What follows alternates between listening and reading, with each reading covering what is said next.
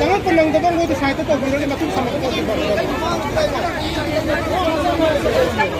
1958 Armed Forces Special Power Act 1958 Armed Forces Special Power Act 1958 Terrorist in the Mita Mahatma Terrorist in the Mita Mahatma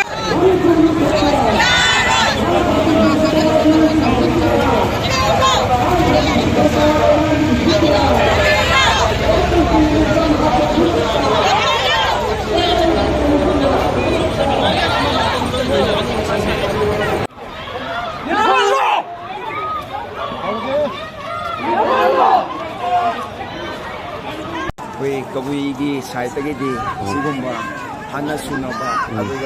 amaga yintinya base sele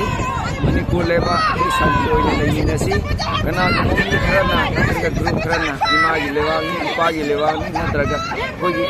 ancestral land ne halu afam che tadoksi koi punna himina si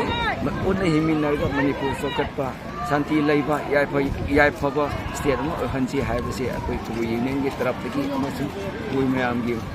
behalf tagi aina mayam da appeal tawjani maitai sininaw singdata nate tarai balana se akoi indigenous people ai group kangrup laiba group kuntra ga mari manga kuntra taruk haiba kangrup kudema ka sidani la ala se akoi ama